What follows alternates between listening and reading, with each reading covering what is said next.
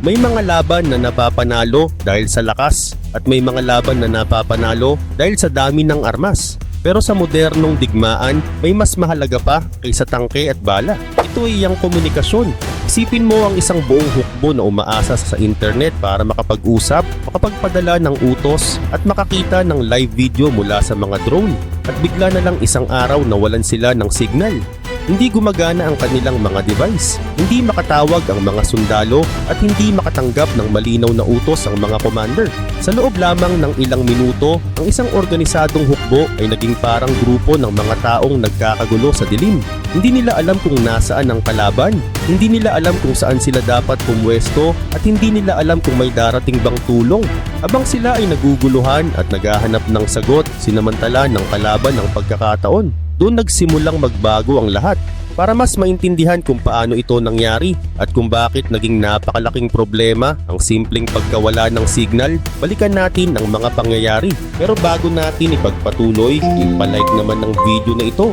Malaking bagay na ito sa aming mga content creators. Maraming salamat po. Sa loob ng maraming buwan, pilit na sumusulong ang Russian Army ng paunti-unti. Parang bawat metro ng lupa ay pinag-aagawan. Mabagal. Mahirap, bawat hakbang may kapalit na dugo. Pero isang pindot lang ang tuluyang nagbago sa takbo ng laban. Sa isang mahalagang sandali, biglang nawala ang signal ng mga terminal na ginagamit ng Russia sa ilang bahagi ng labanan. Sa loob lang ng ilang segundo, parang nabura ang buong plano nila para sa pag-atake sa taglamig. At doon umatake ang Ukraine. Mabilis, biglaan at walang babala. Sa Zaporizhzhia, kung saan matagal nang hindi gumagalaw ang frontline, biglang nabutas ang depensa ng Russia ng halos 16 kilometers sa loob lang ng isang araw. Parang papel na napunit, parang walang nakaharang. Ang mga tinatawag na elite storm units ng Russia na dati ay ipinagmamalaki sa media ng Moscow ay nagsimulang sumuko ng maramihan. Maraming sundalo ang naiwan na walang malinaw na utos. Hindi gumagana ang radyo. Hindi nila alam kung saan ang kalaban at kung saan sila dapat magpaputok. Sa sobrang lamig ng panahon, nasa below zero ang temperatura. Pero mas malamig pa ang sitwasyon sa loob ng kanilang hanay. Ang problema ay hindi nagsimula sa malakas na putukan. Nagsimula ito sa katahimikan. Isang tahimik na pagkawala ng komunikasyon. Sa silangang bahagi ng Zaporizhzhia, nagsagawa ang Ukrainian forces ng isang lokal na counterattack na parang blitz effect. Matagal nang walang ganitong klase ng mabilis na galaw sa lugar na yun. Pero hindi ito simpleng sagupaan. Para sa Russia, ito ay naging kumpletong sakuna. Ang depensa nila sa rehiyong iyon ay nakaasa sa integrated fire support bases. Ibig sabihin kailangan ng maayos na koordinasyon ng artillery, drone at mga unit sa lupa. Pero nang tumigil ang sistemang nag-uugnay sa kanila, wala nang silbi ang dami ng armas nila. Kapag hindi nag-uusap ang mga unit, hindi gumagana ang depensa. Sa media ng Russia ngayon, ramdam ang takot. Hindi na ito simpleng pag-aalala, kundi matinding kaba. Pati ang mga vlogger na sumusubaybay sa digmaan sa Russia ay naglalabas ng impormasyon mula mismo sa lugar ng labanan. Halos walang itinatago. Ayon sa mga ulat, nakalusot ang mga espesyal na unit ng Ukraine hanggang 20 kilometro sa likod ng depensa ng Russia. Ang 20 kilometro sa likod ng digmaan ay dapat ligtas na lugar. Doon inilalagay ang mga kanyon, bala, ospital at mga opisyal na namumuno. Kung nakarating doon ang mga espesyal na sundalo ng Ukraine na halos walang pumigil, ibig sabihin may malaking kahinaan na sa depensa ng Russia. Parang tumigil ang buong sistema. Hindi ito simpleng pag-urong. Hindi rin ito karaniwang pag-atras. Isa itong pagbagsak ng sistema. Ang ika-36 at ika-5 brigada ng Russia sa lugar ay naharap sa isang delikadong sitwasyon. Napalibutan sila ng kalaban at wala silang malinaw na impormasyon. Wala pang opisyal na kumpirmasyon mula sa Ukrainian General Staff dahil sa pag-iingat sa impormasyon. Pero ang mga larawan mula sa field at ang kaguluhan sa panig ng Russia ay sapat na para ipakita kung gaano kabigat ang nangyari. Habang sumusulong ang Ukrainian armored units, hirap na hirap ang Russia na mag-coordinate. Kapag inatake ang isang linya ng depensa, hindi alam ng katabing grupo kung ano ang nangyayari. Kapag humingi sila ng suporta mula sa mga kanyon, hindi maipasa ang tamang lokasyon. Sa digmaan ngayon, hindi lang baril at tangke ang mahalaga. Ang malinaw na ugnayan ang tunay na susi. At kapag naputol iyon kahit gaano kalakas ang isang puwersa, pwede itong bumagsak sa loob lang ng isang araw. Para sa bansang sinasabing pangalawa sa pinakamalakas ang sandatahang lakas sa mundo, ang nangyari ay isang malaking kahihiyan. Matapos ang ilang buwan ng paghuhukay ng depensa at pagtatayo ng matitibay na kuta, bakit bigla na lang bumagsak ang kanilang depensa sa loob ng isang araw? Hindi ito dahil sa bagong tangke ng NATO. Hindi rin ito dahil sa lihim na missile system. Ang totoo, isang teknolohiyang pull the plug ang naging dahilan. Ang mga Starlink terminal na nakuha ng Russia sa black market kahit may international sanctions ang naging susi sa kanilang command at control sa frontline. Umasa sila rito para makapag-usap, magturo ng target sa mga kanyon at magpadala ng mga larawan mula sa drone. Pero sa isang pinagsamang operasyon ng Ukraine at ng mga kakampi nito, pinahinto ang mga terminal na yun. Sa isang iglap na putol ang daloy ng utos at biglang nagkagulo ang sistema. Ipinakita nito kung gaano kalaki ang agwat sa teknolohiya ng dalawang panig. Nakakatawa at nakakalungkot isipin na gumastos ang Russia ng napakalaking halaga para sa sarili nilang sistema ng komunikasyon. Pero sa mismong labanan hindi nila ito nagamit ng maayos. Sa huli napilitan silang umasa sa teknolohiyang mula sa kanluran, ang satellite network na Starlink.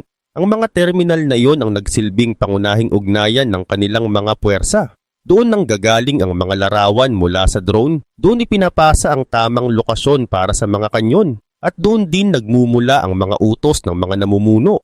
Nang lumabas ang no signal sa screen, biglang naiwan sa dilim at kawalan ng impormasyon ang libo-libong sundalo. Hindi na nila makita ang nangyayari mula sa itaas. Hindi na nila makontak ang katabing unit at doon pumasok ang Ukraine. Habang offline ang kalaban at hindi alam ang gagawin, sinamantala nila ang sandali. Parang pinatay ang ilaw sa isang silid at ikaw lang ang nakakakita sa dilim. Para sa mga sundalong Ruso, ang makabagong digmaan na umaasa sa impormasyon ay biglang bumalik sa magulong paraan ng pakikipaglaban noon. Sigawan na lang ang utos at mabagal ang pagdating ng balita. Dito nakita ng mundo kung gaano pinalabis ang mga pahayag ng Russia tungkol sa kanilang kakayahan sa teknolohiya sa digmaan. Ang imahe ng isang superpower na may sariling military internet at sariling kakayahan sa satellite surveillance ay nabura sa sandaling nagpakita ang no signal. At sa battlefield, dugo at lupa ang kapalit ng pagkukulang na iyon. Pinakamalungkot ang nangyari sa bayan ng Tuvat dahil sa breakdown ng communication,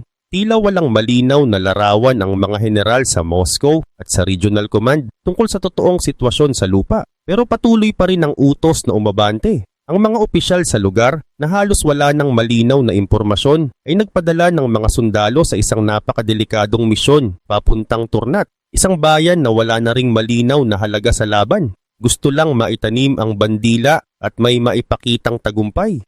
Sa gitna ng kaguluhan, mas inuna ang imahe at balita kaysa sa kaligtasan ng mga sundalo. Habang papasok ang mga Russian unit sa Turnat, naghihintay na ang Ukrainian defense. Ang mga sundalo ng Russia ay umaabante ng halos bulag.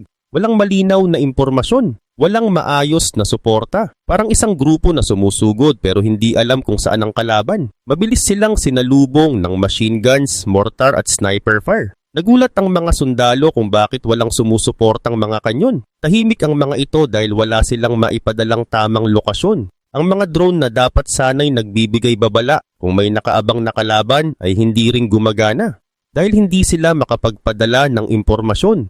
Sa loob lang ng maikling panahon, nauwi sa kumpletong pagkatalo ang paglusob na yon. Pagkatapos ng bigong pag-atake ng Russia patungo sa Boyov, hindi nag-aksaya ng oras ang Ukraine. Bigla silang nag-counter-attack at tuluyang nabawi ang Turnat. Pero mas mahalaga ang nangyari sa mga Russian soldier na naipit sa paligid ng bayan. Sa halip na bombahin agad, ginamit ng Ukraine ang drone bilang psychological weapon. May mga anunsyo mula sa malakas na speaker, sumuko na kayo. Iniwan na kayo ng mga namumuno sa inyo.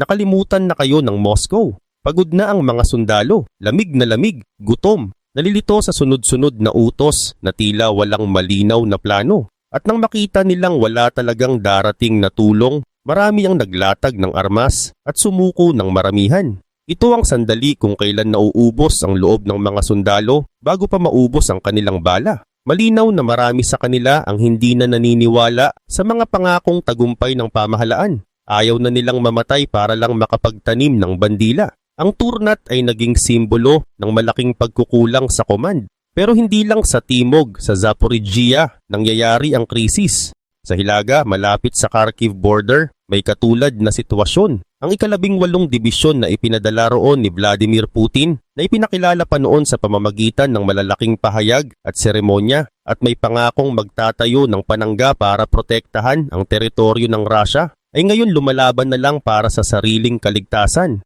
Ang winter na dati tinatawag na General Frost at itinuturing nakakampi ng Russia sa kasaysayan ay tila ngayon kumakampi sa Ukraine. Pero mas mabigat pa sa lamig ang digital silence. Sa digmaan, ang supply ang nagbibigay buhay sa mga sundalo para itong pagkain ng katawan.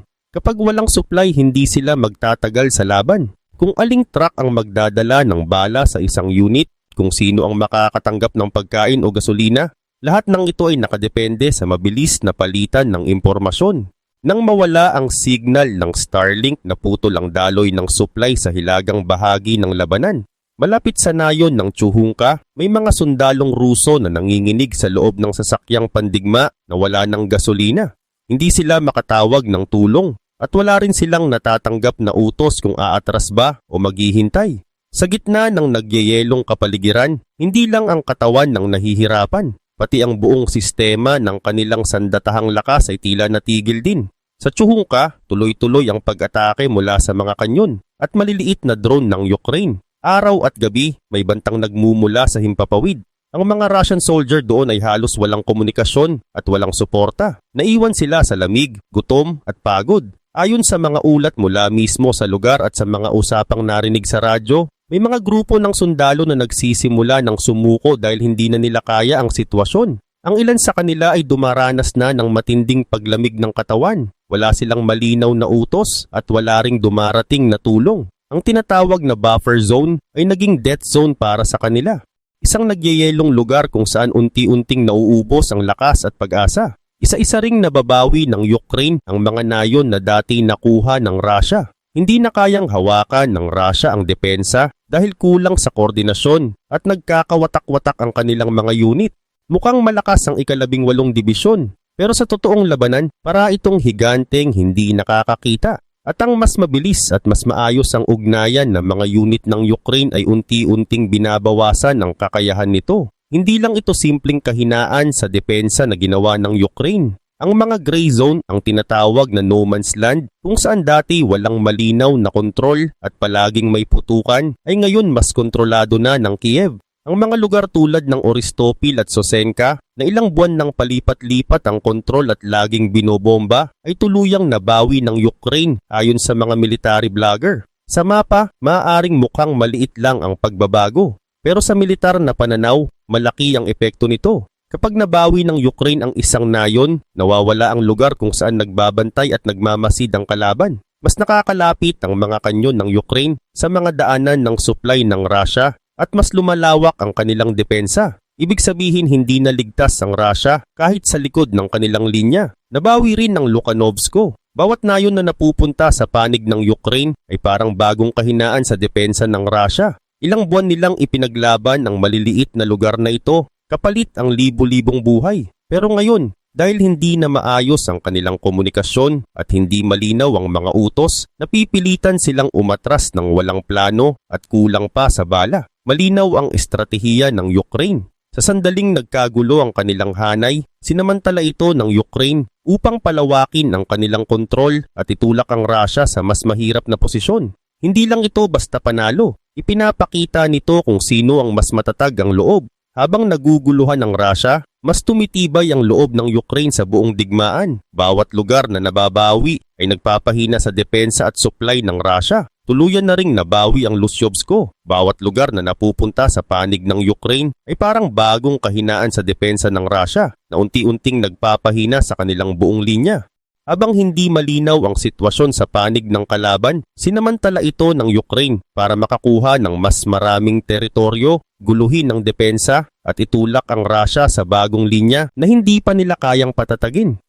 Hindi humihinto ang Ukraine dahil alam nilang mahalaga ang tuloy-tuloy na pag-usad. Ramdam nila na ito ang sandali kung kailan nasa kanila ang kontrol sa takbo ng digmaan. Ang pagbawi sa Oristopil, Oleksivka, Sonka, Verov at Steov ay simula pa lang. Ngayon nakatuon ang atensyon sa linya ng Vishnov at Turnov. Habang lumilipas ang oras, lalo pang tumitindi ang labanan. Nakuha rin ng Ukraine ang kalahati ng Kalingke. Dahil dito, ang mga rutang dinadaanan ng truck ng supply ng Russia ay nasa ilalim na ng fire control. Ibig sabihin, bawat truck na dadaan doon ay posibleng tamaan. Hindi lang ito basta pagdagdag ng lupa. Para itong sunod-sunod na epekto. Kapag bumagsak ang isang lugar, sumusunod ang iba. Parang kadena ang depensa ng Russia at naputol ito sa pinakamahinang bahagi. Ngayon ang mga posisyon ng Russia sa paligid ng Vyshov ay nasa ilalim ng pressure mula sa harap at sa gilid, parang naiipit sa gitna. Ang mga namumuno sa lugar ay walang maayos na paraan para humingi ng dagdag na sundalo. Wala rin silang malinaw na ugnayan para humingi ng suporta. Kung mapapatatag ng Ukraine ang mga bagong posisyon at maililipat ang mas mabibigat nilang armas doon, maaring magbago ng mas malaki at mas mabilis ang mapa sa mga susunod na araw. Ang Southern Front ng Russia ay maaaring humarap sa seryosong panganib ng tuluyang pagbagsak. Ang bigat ng pagkatalo at kawalan ng kontrol sa lupa ay umabot na hanggang Moscow. Sa loob ng pamahalaan at maging sa mga istasyon ng telebisyon, hindi na may tatago ang tunay na sitwasyon. Kahit ang mga pinakatapat na taga-suporta ni Putin ay nahihirapan ng sabihing maayos ang lahat at gumagana ang kanilang plano.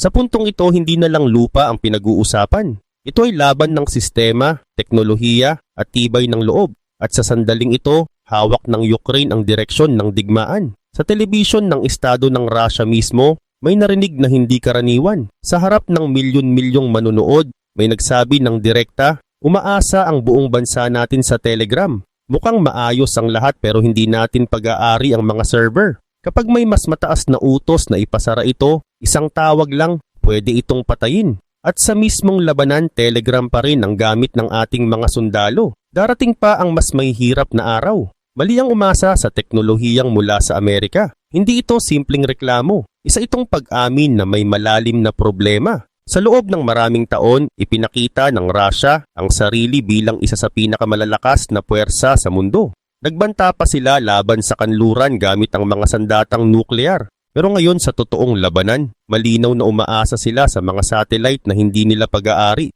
Kapag nawala ang signal, humihinto ang lahat. Nagbago ang mensahe sa mga tao. Sa halip na puro balita ng tagumpay, sinasabihan na silang maghanda sa mas mahirap na panahon.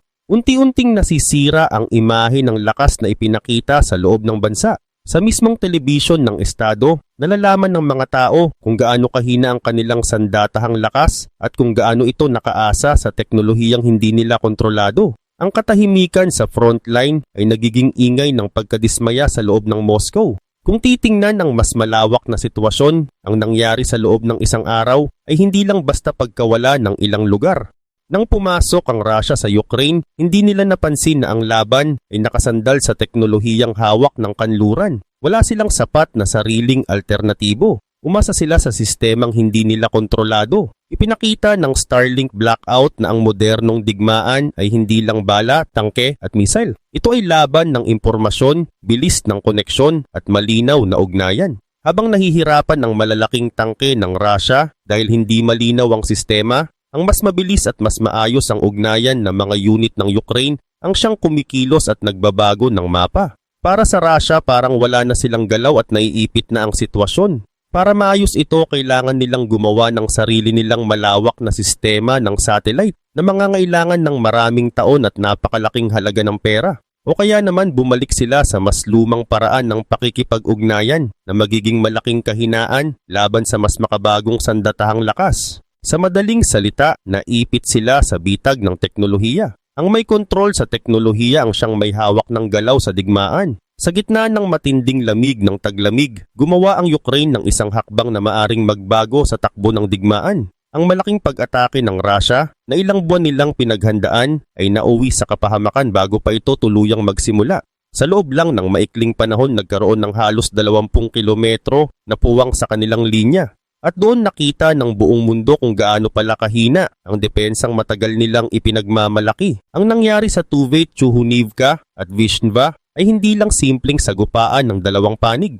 Ito ay pagbagsak ng isang buong sistema. May isa pang nangyari na hindi agad napansin sa unang tingin. May mga kampo na hindi nakatanggap ng tamang bilang ng bala. May mga truck na hindi umalis sa oras dahil walang malinaw na utos kung saan pupunta. May mga sugatang sundalo na natagalan bago madala sa tamang lugar dahil hindi agad na ipasa ang impormasyon. Sa digmaan, mahalaga ang bilis ng galaw ng mga gamit at tao. Kapag may pagkaantala kahit kaunti, lumalaki ang epekto nito habang tumatagal. May mga unit na naghintay ng utos na hindi dumating. May mga opisyal na nagdesisyon na lang mag-isa dahil wala silang makausap na nakatataas. Dahil dito nagkaroon ng hindi pagkakasundo sa galaw ng ilang grupo. Habang ang isang bahagi ay sumusulong, ang isa naman ay umatras. Dahil walang malinaw na pag-uugnay, nagkaroon ng pagitan sa kanilang hanay. Ang pagitan na yon ay naging daan para makapasok ang kalaban. May mga lugar na hindi agad napalitan ang mga pagod na sundalo. Dahil sa lamig at matinding pagod, bumagal ang kanilang kilos. Ang ilan ay halos hindi na makaramdam ng kanilang mga kamay sa sobrang lamig. Kapag ang katawan ay mahina, bumabagal din ang pag-iisip. Kapag mabagal ang pag-iisip, mas mahirap gumawa ng tamang desisyon. Hindi ito tungkol sa tapang. Hindi ito tungkol sa dami ng armas. Ito ay tungkol sa maayos na daloy ng utos at kilos. Habang nagkakagulo sa isang bahagi, may ibang grupo na hindi alam ang tunay na nangyayari. May mga sundalo na naniniwala na kontrolado pa nila ang sitwasyon. Pero sa katabing lugar ay umatras na pala ang kasama nila. Ang ganitong uri ng kalituhan ay hindi agad nakikita sa balita. Pero sa lupa, ramdam ito ng bawat sundalo. May ilan na nagtanong kung nasaan ang suporta. May ilan na naghintay ng senyas bago kumilos. Pero ang senyas na iyon ay hindi dumating sa oras. At sa digmaan, kapag huli ang kilos, madalas ay huli na ang lahat. Habang inaayos ng mga opisyal ang kanilang hanay, tuloy-tuloy naman ang galaw ng kabilang panig. Hindi sila tumigil at hindi sila naghintay. Unti-unti, nabawasan ang kontrol sa ilang lugar. Hindi dahil kulang sa tao, hindi dahil kulang sa armas, kundi dahil hindi sabay-sabay ang kilos. Kapag hindi sabay-sabay ang kilos, humihina ang kanilang kontrol. Yan ang epekto kapag nawawala ang malinaw na ugnayan sa loob ng grupo. May isang masakit na katotohanan na kailangang harapin ng Kremlin. Sa ngayon tila naglalaban ang Russia na parang walang malinaw na direksyon. Samantalang ang Ukraine, mas malinaw ang nakikita, mas mabilis ang galaw at mas kontrolado ang direksyon. At habang tumatagal, mas dumarami ang bahagi ng mapa na nagbabago ng kulay. Patunay kung sino ang may hawak ng inisyatiba sa sandaling ito. Ngunit ang digmaan ay hindi natatapos sa isang araw o isang linggo. Ang bawat pagbabago sa mapa ay may kasunod na reaksyon. Ang bawat pagkakamali ay may kapalit na pag-aayos. Sa ngayon malinaw kung sino ang may lamang. Pero malinaw din na ang laban ay patuloy pa. Ang mga susunod na galaw ang magpapasya kung mananatili ang sitwasyon o muli itong magbabago. Sa digmaan, walang permanente na lamang. Ang may kontrol ngayon ay maaring mawalan bukas kung hindi ito mapangangalagaan. Ang tanong ngayon ay hindi lang kung sino ang mas mabilis umatake, kundi kung sino ang mas handa sa susunod na hakbang. Dahil kapag bumagal ang isa at naging mas maingat ang kabila, pwedeng muling mag-iba ang sitwasyon sa lupa. Sa bawat galaw sa labanan may mga desisyong ginagawa ang mga namumuno. Ang ilan sa mga desisyong ito ay ginagawa sa loob lang ng ilang segundo na maaring magbago ng takbo ng isang buong rehiyon. Sa modernong digmaan, ang bilis ng pag-unawa at pag-adjust ang nagiging tunay na sandata. Sa huli, ang tunay na labanan ay hindi lang tungkol sa lupa. Ito ay tungkol sa kung sino ang mas may kakayahang mag-adjust sa bawat pagbabago. Sa ngayon, malinaw kung sino ang mas mabilis kumilos at mas handa sa ganitong uri ng digmaan.